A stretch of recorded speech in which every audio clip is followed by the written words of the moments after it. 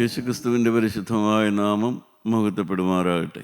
തിരുവചനം കേൾക്കുവാനും നമുക്കെല്ലാവരും അവസരം പറയുവാനും എനിക്ക് ഒരവസരം കർത്താവ് വീണ്ടും തന്നിരിക്കുന്നു. കർത്താവായ യേശുവിൻ്റെ രണ്ടാമത്തെ വരവിന് മുമ്പ് ഈ സുവിശേഷം എത്രയും പേരെ കേൾപ്പിക്കുക, എത്രയും പേരെ ക്രിസ്തുവിലുള്ള വിശ്വാസത്തിലേക്ക് കൂട്ടിക്കൊണ്ടുവരിക, ആരെയും സഭ മാറ്റാതിരിക്കുക, ആരെയും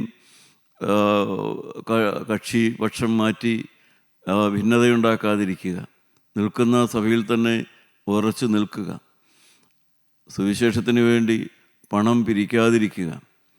പണമില്ലെങ്കിലും സുവിശേഷ വേല നടക്കും.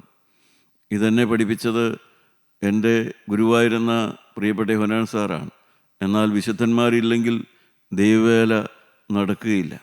അതുകൊണ്ട് ഈ തിരുവചനം കേൾക്കുന്ന നിങ്ങൾ ഓരോരുത്തരും അവരവർ നിൽക്കുന്ന സഭയിൽ തന്നെ നിൽക്കുകയും പണം കൊടുത്ത് ദൈവത്തെ കിട്ടുമെന്നോ ദൈവത്തിൻ്റെ ആനുകൂല്യം പ്രാപിക്കാമെന്നോ ഒരിക്കലും ചിന്തിക്കാതെ നിങ്ങളുടെ ഹൃദയം ക്രിസ്തുവിന് കൊടുക്കാനുള്ള ഒരുക്കത്തോടുകൂടെ തിരുവചനം കേൾക്കുക. വേദപുസ്തകം വായിച്ചാൽ നമുക്കറിയാം, ഈ ലോകത്തിൽ പിശാചിൻ്റെ നോട്ടപ്പുള്ളികളാണ് ക്രിസ്ത്യാനികൾ. പിശാചിൻ്റെ നോട്ടപ്പുള്ളികളാണ് ക്രൈസ്തവ കുടുംബങ്ങൾ, ക്രൈസ്തവരായ യുവതി യുവാക്കന്മാർ. എന്തുകൊണ്ടാണ് അവർ പിശാചിൻ്റെ നോട്ടപ്പുള്ളികളാണെന്ന് പറയാൻ കാരണം? ക്രൈസ്തവൻ പിശാചിൻ്റെ നോട്ടപ്പുള്ളിയാകാനുള്ള കാരണം അവൻ്റെ ജീവിത ആരംഭത്തിൽ തന്നെ അവനൊരു സമർപ്പണം എടുത്തിട്ടുണ്ട്. ഒരുപക്ഷെ എല്ലാവരും ഓർക്കുന്നുണ്ടായിരിക്കില്ല, പക്ഷേ പിശാച് കേട്ടിട്ടുണ്ട്. എന്താണ് എടുത്തിട്ടുള്ളതായ സമർപ്പണം? സാത്താനെ ഞാൻ ഉപേക്ഷിക്കുന്നു, മിശിഹായെ ഞാൻ സ്വീകരിക്കുന്നു. അഥവാ സാത്താനോട് ഞാൻ യാത്ര പറയുന്നു, അവൻ്റെ തന്ത്രങ്ങളോട് അവൻ്റെ കൗശലങ്ങളോട് ഞാൻ യാത്ര പറയുന്നു. മിശിഹായെ, കർത്താവായ യേശുവിനെ എൻ്റെ കർത്താവും രക്ഷിതാവുമായി സ്വീകരിക്കുന്നു എന്നുള്ളതായ ഒരു സമർപ്പണം ക്രൈസ്തവൻ്റെ ബാല്യകാലത്ത് തന്നെ അവൻ്റെ മേലുണ്ട്. ആ സമർപ്പണം അവൻ്റെ ഉള്ളിലുള്ളത് കൊണ്ടാണ് പിശാചിന് അവനോട് വൈരാഗ്യമാണ്. ആ സമർപ്പണമുള്ളവരുടെ കുടുംബജീവിതത്തോട് പിശാചിന് വൈരാഗ്യമാണ്. ആ സമർപ്പണമുള്ളവരെ യൗവനകാലത്ത് തന്നെ തകർക്കണമെന്നുള്ളതാണ് പിശാചിൻ്റെ ആഗ്രഹം. അപ്പോസ്തല പ്രവൃത്തികളുടെ പുസ്തകം 2-ാം അധ്യായം നാം വായിച്ചു നോക്കിയാൽ പിശാചിന് മാത്രമല്ല മനുഷ്യർക്ക് പോലും അക്കാലത്തെ ക്രൈസ്തവരെ ഒരു ഭയമായിരുന്നു. 2-ാം അധ്യായത്തിൻ്റെ 43 വാക്യമൊക്കെ നമുക്കൊന്ന് വായിച്ച് കേൾക്കാം. അപ്പോസ്തല പ്രവൃത്തികൾ 2-ാം അധ്യായം 42-ാം വാക്യം. അവർ അപ്പോസ്തലന്മാരെ ഉപദേശം കേട്ടും കൂട്ടായ്മ ആചരിച്ചും അപ്പം നുറുക്കിയും പ്രാർത്ഥന കഴിച്ചും പോന്നു.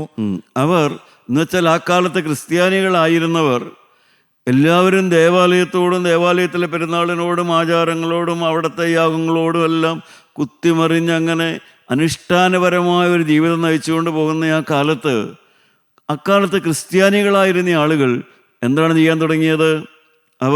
അവർ അപ്പോസ്തലന്മാരെ ഉപദേശം കേട്ടും അവർ വചനം കേൾക്കാൻ തുടങ്ങി, ഉപദേശം കേൾക്കാൻ തുടങ്ങി, ജീവിതത്തിലെ തിരുത്തലുകൾ വരുത്തേണ്ട കാര്യങ്ങൾ കേൾക്കാൻ തുടങ്ങി. അതാണ് ഉപദേശം എന്ന് പറയുന്നത്. വെറും പ്രസംഗമല്ല. ഉപദേശം എന്ന് പറയുന്നത് ഇന്നത് ശരി ഇന്നത് തെറ്റ് എന്ന് വെളിവാക്കി കൊടുക്കുന്നതാണ്. അത് കേൾക്കാൻ തുടങ്ങി. കൂട്ടായ്മ ആചരിച്ചും അവർ അങ്ങനെയുള്ള ആ വിശ്വാസത്തിലേക്ക് വന്നവരോടുകൂടിയുള്ള ഒരു സ്നേഹമുണ്ടാകാൻ തുടങ്ങി.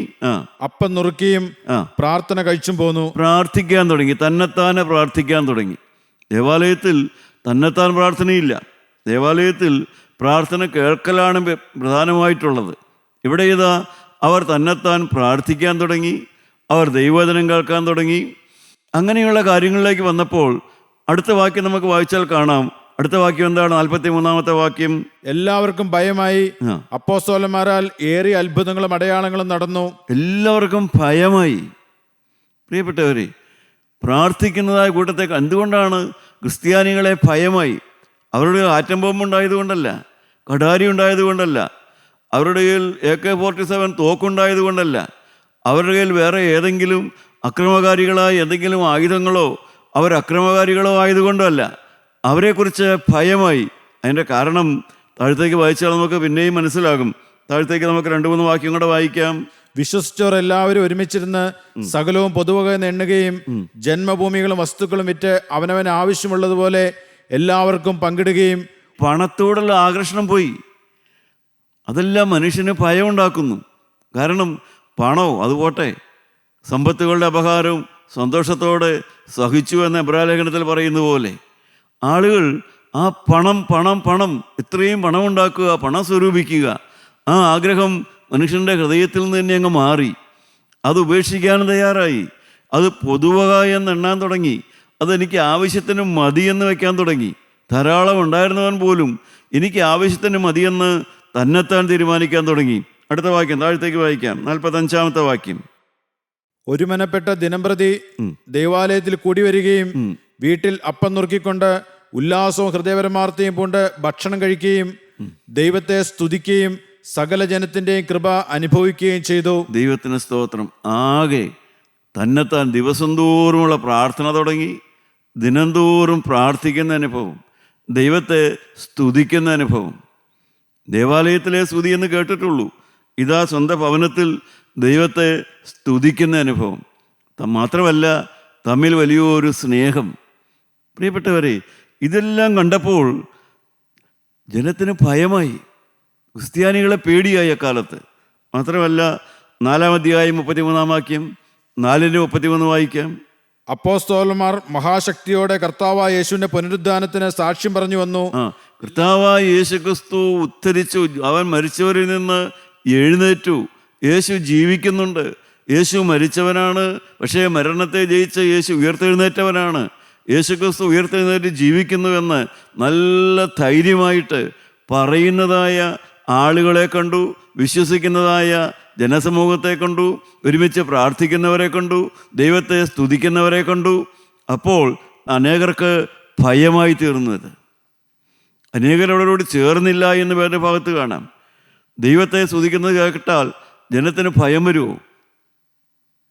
ദൈവവചനം കേൾക്കാൻ ആളുകൾ പോകുന്നത് കണ്ടാൽ മറ്റുള്ളവർക്ക് ഭയം വരുമോ? ദൈവവചനം കേൾക്കാൻ സഹോദരൻ പോകുന്നു, മറ്റൊരു സഹോദരൻ പോകുന്നില്ല. പോകാത്ത സഹോദരന് ഭയമാണോ വരുന്നത്? പുറമേ അവൻ കോപിക്കും, പുറമേ അവൻ അട്ടഹസിക്കും, പരിഹസിക്കും.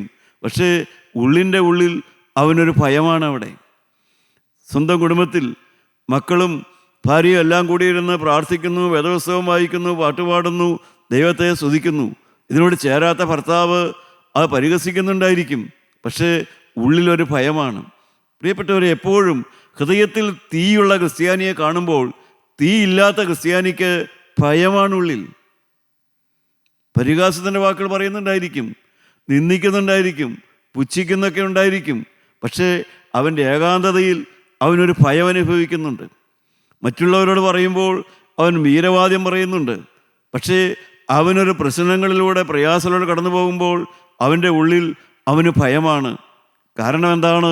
സമർപ്പണമുള്ള ക്രിസ്ത്യാനി, ജീവനുള്ള ദൈവത്തെ മാനിക്കുന്ന ക്രിസ്ത്യാനി, വചനത്തിന് വില കൊടുക്കുന്നു, സ്തുതിക്കാൻ താല്പര്യമുള്ള ക്രിസ്ത്യാനി, അവനെ കാണുമ്പോൾ അല്ലാത്തവർക്ക് ഭയമാണ്. ദൈവത്തിന് സ്തോത്രം. നമുക്കറിയാം, ആദിമ മാതാപിതാക്കന്മാരായ ആദാമും ഹൗവായും അവർ പിശാചിൻ്റെ മുമ്പിൽ ഒരു സോഫ്റ്റ് ടാർഗറ്റായിരുന്നു. അതിവേഗത്തിൽ വീഴിക്കാൻ പറ്റിയവരായിരുന്നു അവർ. ഹൗവായെ ആദാവിനെ വീഴിക്കാൻ പിശാചിന് അധികകാലമൊന്നും വേണ്ടി വന്നില്ല. 2 വാക്ക് പറഞ്ഞാൽ മതിയായിരുന്നു. ആദ്യം ഒരു വാക്ക് പറഞ്ഞു. ഉൽപ്പത്തി പുസ്തകം 3-ാം അധ്യായം വായിക്കുമ്പോൾ നമുക്ക് കാണാം. എന്താണ് ഒരു വാക്ക് പറഞ്ഞത്? ഉൽപ്പത്തി പുസ്തകം 3-ാം അധ്യായം 1-ാമത്തെ വാക്യം. യഹോവയായ ദൈവം ഉണ്ടാക്കിയ എല്ലാ കാട്ടുജന്തുക്കളെക്കാളും പാമ്പ് കൗശല്യമേറിയതായിരുന്നു. അത് സ്ത്രീയോട്, തോട്ടത്തിലെ യാതൊരു വൃക്ഷത്തിന്റെ ഫലവും നിങ്ങൾ തിന്നരുതെന്ന് ദൈവം വാസ്തവമായി കൽപ്പിച്ചിട്ടുണ്ടോ എന്ന് ചോദിച്ചു. ഒരു ചോദ്യം, നിസ്സാരമായ ഒരു ചോദ്യം. രണ്ടാമതൊരു ചോദ്യം കൂടെ ചോദിച്ചു. അതാണ് 4-5 വാക്യം. പാമ്പ് സ്ത്രീയോട്, നിങ്ങൾ മരിക്കില്ല നിശ്ചയം. അത് തിന്നുന്ന നാളിൽ നിങ്ങളെ കണ്ണ് തുറക്കുകയും നിങ്ങൾ നന്മതിന്മകൾ അറിയുന്നവരായി ദൈവത്തെ പോലെ ആകുകയും ചെയ്യുമെന്ന് ദൈവം അറിയുന്നുവെന്ന് പറഞ്ഞു. ദൈവത്തിന് സ്തോത്രം. ദൈവമക്കളെ, നമുക്ക് മനസ്സിലാകുമല്ലോ എത്ര സോഫ്റ്റായിട്ടാണ്. അനേക നാൾ പരീക്ഷിച്ചിട്ടല്ല, അനേക നാൾ വശീകരിച്ചിട്ടല്ല ഈ ഹൗവായെ കൊണ്ടെല്ലാം പാപം ചെയ്യിച്ചത്. നിമിഷ നേരം കൊണ്ട് 1-2 വാക്കുകൾ. നമുക്ക് അതിശയം തോന്നും.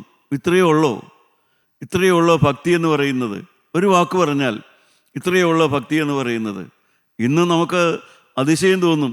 ക്രിസ്ത്യാനികളായ പല പെൺകുട്ടികളെയും ചില ചെറുപ്പക്കാർ വശീകരിക്കുന്ന കാര്യങ്ങൾ കേൾക്കുമ്പോൾ മയക്കുമരുന്നിൽ അടിമയാക്കുന്നത് കേൾക്കുമ്പോൾ, പല പ്രകാരത്തിൽ അവരെ ചതിക്കുന്നതെല്ലാം മനസ്സിലാക്കുമ്പോൾ, ഒരു വാക്ക്, ഒരു കുഞ്ഞു വാക്ക്, അല്ലെങ്കിൽ ഒരു മൊബൈൽ ഫോൺ, ഒരു മിസ് കോള്, ഇതൊക്കെ മതി അവരെ വീഴിക്കാനായിട്ട്. ഇതാ ഹവ്വായെ വീഴിക്കാൻ പിശാചിന് ഈ പറഞ്ഞ വാക്കെല്ലാം കൂടെ വായിക്കാൻ 1 സെക്കൻഡൊക്കെ മതി, അല്ലെങ്കിൽ 1 മിനിറ്റ് മതി. അവിടെ ഹവ്വ വീണു കഴിഞ്ഞു.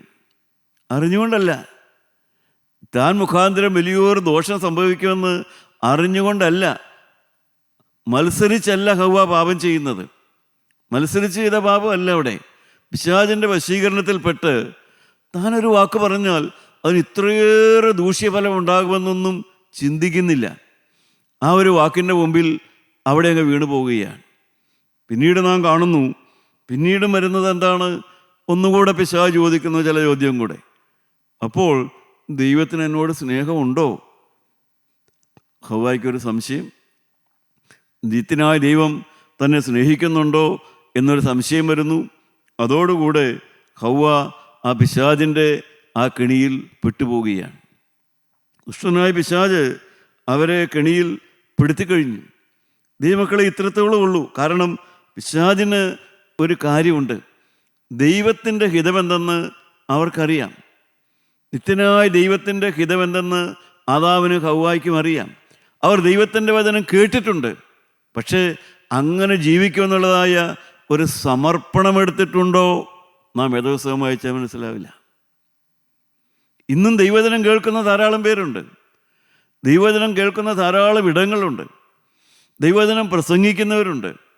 കേൾക്കുവാൻ ഓടിക്കൂടുന്ന ആളുകളുണ്ട്. പക്ഷേ ഈ പ്രസംഗിക്കുന്നവരും ഈ കേൾക്കാൻ ഓടിക്കൂടുന്ന ആളുകളിൽ എത്ര പേര് ഈ വചനമനുസരിച്ച് ജീവിക്കുമെന്ന് സമർപ്പണമുള്ളവരുണ്ട്? തീരുമാനമെടുത്തവരാരെല്ലാം ഉണ്ട്. തീരുമാനമെടുത്തവരുടെ എണ്ണം കുറവാണ്. കേൾവിക്കാരുടെ എണ്ണം കൂടുതലാണ്. പറയുന്നവരെല്ലാം തീരുമാനമെടുത്തവരല്ല, കേൾക്കുന്നവരെല്ലാം തീരുമാനമെടുത്തവരല്ല. സമർപ്പണമില്ലാത്ത ക്രിസ്ത്യാനി പിശാചിൻ്റെ മുമ്പിൽ ഒന്നുമല്ല. പിശാചിനെ അവനൊരു ക്രിസ്ത്യാനിയായി പോലും കണക്കാക്കുന്നില്ല. അതുകൊണ്ടാണ് സമർപ്പണമില്ലാത്ത ക്രിസ്ത്യാനിയെ പിശാച് ടാർഗറ്റ് ചെയ്യാറില്ല. അവന് പിശാച് ഒരു ഉപദ്രവം വരുത്താറില്ല, അവനൊരു ബുദ്ധിമുട്ടും വരുത്താറില്ല. സമർപ്പണമുള്ള ദൈവമക്കൾ എവിടെയെല്ലാം ഉണ്ടോ അവർക്കെല്ലാം പിശാച് ബുദ്ധിമുട്ടുകൾ വരുത്തിയിട്ടുണ്ട്, പ്രശ്നങ്ങൾ വരുത്തിയിട്ടുണ്ട്, അവരുടെ മുമ്പിൽ പ്രതിസന്ധികൾ ഉണ്ടായിട്ടുണ്ട്. ദൈവമക്കളെ നാം സമർപ്പണമെടുക്കുമ്പോൾ മാത്രമേ പിശാചിന് നമ്മളോട് വൈരാഗ്യം വരികയുള്ളൂ.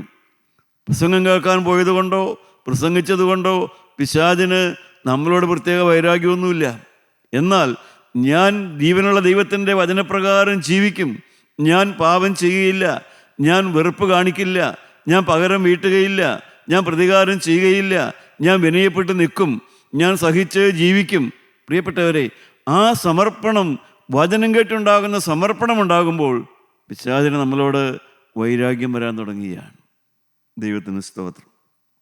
ഇപ്പോഴും നാം ഓർക്കണം, ഇതിനായി ദൈവം തൻ്റെ സൃഷ്ടിയുടെ ആരംഭം മുതൽ ഒരു ജനത്തെ ഒരുക്കിക്കൊണ്ടിരുന്നു. ഒരു ജനത്തെ ദൈവം ഒരുക്കിക്കൊണ്ടിരുന്നു. ആദാമിൻ്റെ വീഴ്ചയുടെ ശേഷം അബ്രാഹാമിൻ്റെ കാലം മുതൽ ദൈവം മനുഷ്യനെ വിളിക്കാൻ തുടങ്ങി. മനുഷ്യനെ ദൈവം വിളിക്കാൻ തുടങ്ങി. അബ്രാഹാമിനെ ദൈവം വിളിച്ചു. അബ്രാഹാമിൻ്റെ കാലം മുതൽ നിത്യനായ ദൈവം ജനത്തെ അനുഗ്രഹിക്കാൻ തുടങ്ങി. അനുഗ്രഹിച്ച് അവരെ വളർത്താൻ തുടങ്ങി. ഒരു സമൂഹമായിട്ട് ദൈവം വളർത്താൻ തുടങ്ങി. ഒരു അഗ്രികൾച്ചർ കമ്മ്യൂണിറ്റി ആയിട്ടോ, ഒരു ഇൻഡസ്ട്രിയൽ കമ്മ്യൂണിറ്റി ആയിട്ടോ, അല്ലെങ്കിൽ ഒരു ഇൻ്റലിജൻ്റ് കമ്മ്യൂണിറ്റി ആയിട്ടൊക്കെ നമ്മൾ ഈ കാലത്ത് പറയാറുണ്ട്. ആ ദേശത്ത് ഒരു അഗ്രികൾച്ചർ കമ്മ്യൂണിറ്റി ഉണ്ട്, ഒരു ഇൻ്റലിജൻ്റ് ഗ്രൂപ്പുണ്ട്. നമ്മളങ്ങനെയൊക്കെ പറയാറ്. അവർ ഇൻഡസ്ട്രിയസ് ആണ്, കൂടുതൽ വ്യവസായ താല്പര്യരായ ആളുകളാണ്. അങ്ങനെയുള്ളതായ സമൂഹത്തെക്കുറിച്ചെല്ലാം നാം ധാരാളം മീഡിയയിൽ കാണാറുണ്ട്. എന്നാൽ വേദപുസ്തകം നമുക്ക് കാണിച്ചു തരുന്നതായ ആ ദൈവം വിളിച്ചതായ കമ്മ്യൂണിറ്റി എന്ന് പറയുന്നത്, ആ ദൈവം വിളിച്ച ആ സമൂഹം എന്ന് പറയുന്നത് ഹോളി കമ്മ്യൂണിറ്റിയാണ്. വിശുദ്ധിയുള്ളൊരു കൂട്ടമാണ്. വിശുദ്ധിക്ക് വേണ്ടി ജീവിക്കും, വിശുദ്ധരായി ജീവിക്കും, വിശുദ്ധിക്ക് വില കൊടുക്കും, വിശുദ്ധിയെ വെറുക്കുന്ന, വിശുദ്ധിക്ക് കോട്ടം വരുന്നതായ ഒന്നിലേക്കും പോവുകയില്ല, അതിനെ വെറുക്കില്ല. വിശുദ്ധരായി ജീവിക്കുക എന്നുള്ളതായ സമർപ്പണമുള്ളതായ ഒരു കമ്മ്യൂണിറ്റിയാണ് ജീവനുള്ള ദൈവം അബ്രാഹാമിൻ്റെ കാലം മുതൽ വിളിച്ച് വേർതിരിച്ചു കൊണ്ടുവന്ന ജനം. ഇസ്രായേൽ ജനം അപ്രകാരമുള്ളതായ വിശുദ്ധ വിളി കൊണ്ട് വിളിക്കപ്പെട്ടവരായിരുന്നു. ദൈവത്തിന് സ്തോത്രം. എന്നാൽ അവരുടെ ജീവിതത്തിൽ അനേകം പാളിച്ചകൾ സംഭവിച്ചു. ദൈവത്തിന് സ്തോത്രം.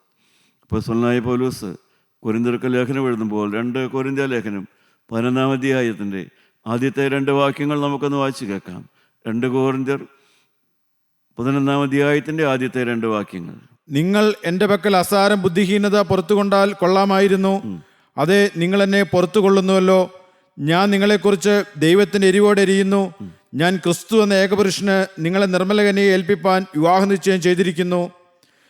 എന്നാൽ സർപ്പം ഹവ്വായെ ഉപായത്താൽ ചതിച്ചതുപോലെ നിങ്ങളുടെ മനസ്സ് ക്രിസ്തുവിനോടുള്ള ഏകാഗ്രത നിർമ്മല നിമിത്തം വഷളായി പോകുമോ എന്ന് ഞാൻ ഭയപ്പെടുന്നു. ദൈവത്തിന് സ്തോത്രം. അപ്പോസ്തലനായ പൗലോസ് അതിവേദനയോടെ എരിവോടെ പറയുന്ന വാക്കുകളാണ്. നമുക്കറിയാം, സ്വന്തം മകളെ വളർത്തുന്ന ഏതോ ഒരപ്പൻ്റെയും ഹൃദയത്തിലെ ആഗ്രഹമാണ് തൻ്റെ മകൾ ഒരു നിഷ്കളങ്ക കന്യകയായി തന്നെ വളരണം. ഒരു നിഷ്കളങ്ക കന്യകയായി വളരണം. ആ നിഷ്കളങ്ക കന്യകയെ തക്ക സമയത്ത് യോഗ്യനായ ഒരു പുരുഷനെ ഏൽപ്പിച്ചു കൊടുക്കണം. അത് ഈ ഭൂമിയിലെ എല്ലാ അപ്പന്മാരുടെയും ഹൃദയത്തിലുള്ള ആഗ്രഹമാണ്. ദൈവമക്കളെ, നമുക്കറിയാം, അത് ഏതോ ഒരു അപ്പനും അത് തന്നെ ആഗ്രഹിക്കുകയുള്ളൂ. ഭാഗ്യവാനായ പൗലോസ് സഭയെക്കുറിച്ചാണ് പറയുന്നത്. എന്താണ് പറയുന്നത്? സഭയുടെ മക്കൾ, സഭയെ നട്ടുവളർത്തിയത് പൗലോസാണ്. കൊരിന്ത്യ സഭയിൽ അദ്ദേഹം തന്നെ പറയുന്നുണ്ട്, ഞാനാണ് നിങ്ങളുടെ പിതാവെന്ന്. എന്ന് വെച്ചാൽ താനാണ് ആ സഭയെ വിശ്വാസത്തിലേക്ക് കൊണ്ടുവന്നത്. ദൈവത്തിന് സ്തോത്രം. ആ വിശ്വാസികൾ, കടന്നു വന്നതായ വിശ്വാസികൾ, അവർ ഉടമ്പടി ചെയ്തത് ആരോടാണ്? ആ ഉടമ്പടി അവർ ലംഘിച്ചു. ദൈവത്തിന് സ്തോത്രം. പ്രിയപ്പെട്ടവരെ, ഉടമ്പടി പറയുന്നത് ക്രിസ്തുവിനോടാണ്. പക്ഷേ അവർ ജീവിക്കാൻ തുടങ്ങിയത് ക്രിസ്തു ഇല്ലാത്തവരായിട്ടാണ്. ഈ പൗലോസിൻ്റെതായ വേദന അത് ആർക്ക് മനസ്സിലാകും? ഇന്നത്തെ ക്രിസ്ത്യാനികൾക്ക് ഇത് വായിക്കുന്നുണ്ട്, പക്ഷേ ആർക്കാ മനസ്സിലാകുന്നത്? ഞാൻ ദൈവത്തിൻ്റെ എരിവോട് എരിയുന്നു. ക്രിസ്തു എന്ന ഏകപുരുഷന് നിങ്ങളെ നിർമ്മലകന്യകയായി വിവാഹം കഴിപ്പിക്കാൻ നിശ്ചയിച്ചിരുന്നു. അത് ഒന്നുകൂടെ വായിക്കാം നമുക്കത്. ഞാൻ നിങ്ങളെക്കുറിച്ച് ദൈവത്തിൻ്റെ എരിവോടെ എരിയുന്നു. ഞാൻ ക്രിസ്തു എന്ന ഏകപുരുഷന് നിങ്ങളെ നിർമ്മലകന്യയെ ഏൽപ്പിപ്പാൻ വിവാഹ നിശ്ചയം ചെയ്തിരിക്കുന്നു. എന്നാൽ സർപ്പം ഹവ്വായെ ഉപായത്താൽ ചതിച്ചതുപോലെ നിങ്ങളുടെ മനസ്സ് ക്രിസ്തുവിനോടുള്ള ഏകാഗ്രതയും നിർമ്മലതയും വിട്ട് വഷളായി പോകുമോ എന്ന് ഞാൻ ഭയപ്പെടുന്നു. ദൈവത്തിന് സ്തോത്രം. അപ്പോസ്തലൻ പറയുകയാണ്, ക്രിസ്ത്യാനികൾ മനസ്സുകൊണ്ട് വഷളായിപ്പോയി. അതിവേദന തിന്നുകയാണ് അപ്പോസ്തലൻ. ഈ അതിവേദന, മക്കളെ വളർത്തുന്ന അപ്പന് മക്കളെക്കുറിച്ച് അതിവേദനയുണ്ട്. മക്കളുടെ സ്വഭാവം വഷളായാൽ, മക്കളുടെ മനസ്സ് ചാഞ്ചല്യപ്പെട്ടു പോയാൽ, സ്വന്തം മകളുടെ ഹൃദയം മറ്റൊരുത്തനിലേക്ക് വശീകരിക്കപ്പെട്ടാൽ, സ്വന്തം മകൻ മറ്റ് അവിഹിതമായൊരു ബന്ധത്തിലേക്ക് വശീകരിക്കപ്പെട്ടാൽ ഒരപ്പൻ്റെ ഹൃദയം നോവും. അത് നമുക്ക് മനസ്സിലാകും. ആ വേദന നാം അറിയാറുമുണ്ട്. എന്നാൽ തൻ്റെ സഭയിൽപ്പെട്ട ആളുകൾ, തൻ്റെ സഭയിലുള്ളതായ അംഗങ്ങൾ, അവർ ക്രിസ്തുവിനോട് ഏകാഗ്രതയില്ല, അവർ ക്രിസ്തുവിനെ സ്നേഹിക്കുന്നില്ല, അവർ ദൈവത്തിൻ്റെ വചനം പ്രമാണിക്കുന്നില്ല, ആ വചനപ്രകാരം ജീവിക്കുന്നില്ല, ആ വചനത്തോട് പ്രതിബദ്ധതയില്ല എന്നുള്ളത് കൊണ്ട് ആ സഭയിലെ ആളുകളെക്കുറിച്ച്, ആ സഭയുടെ അംഗങ്ങളെക്കുറിച്ച് വേദനയുള്ള ആത്മീയ പിതാക്കന്മാരാരാണുള്ളത്? കൂട്ടായ്മ നടത്തുന്നവരുണ്ട്, കൂട്ടായ്മ നടത്തുന്നവർ തന്നെയുണ്ട്. ആ കൂട്ടായ്മയിലുള്ളവർ അവരുടെ ജീവിതത്തിൽ ക്രിസ്തുവിനോടുള്ള ഏകാഗ്രതയില്ല. അവർ വചനം കേൾക്കുന്നുണ്ട്, ആളുകൾ കൂടി വരുന്നുണ്ട്, എന്നാൽ അവരുടെ ഹൃദയം വശീകരിക്കപ്പെട്ടിരിക്കുന്നു. ക്രിസ്തുവിൽ നിന്ന് അവർ മാറിപ്പോയി. ക്രിസ്തുവിൽ നിന്ന് മാറിപ്പോയി. ക്രിസ്തുവിനോടുള്ള ഭക്തി കുറഞ്ഞു പോയി. എങ്ങനെയെല്ലാമാണ് കുറഞ്ഞത്? കൊരിന്ത്യ ലേഖനം വായിച്ചാൽ നമുക്കറിയാം. അക്കാലത്ത് കർത്താവായ യേശുവിനോട് വാക്ക് പറഞ്ഞതായ ക്രിസ്ത്യാനി എങ്ങോട്ടെല്ലാമാണ് മാറിപ്പോയത്? അവർ മാറിപ്പോയത് ആചാരാനുഷ്ഠാനങ്ങളിലേക്ക് മാറിപ്പോയി.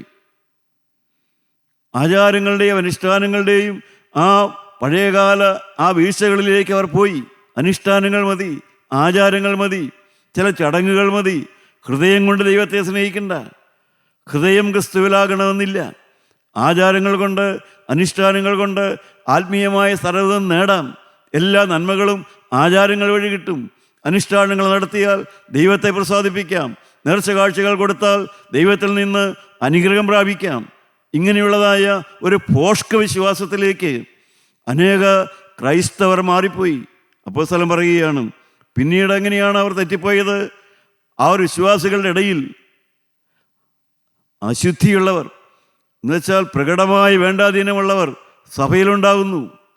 അപ്പോസ്തലൻ പറയുകയാണ്, എൻ്റെ ഹൃദയം നിങ്ങൾ ക്രിസ്തുവിനോടുള്ള ഏകാഗ്രത വിട്ടുപോയി എന്ന്.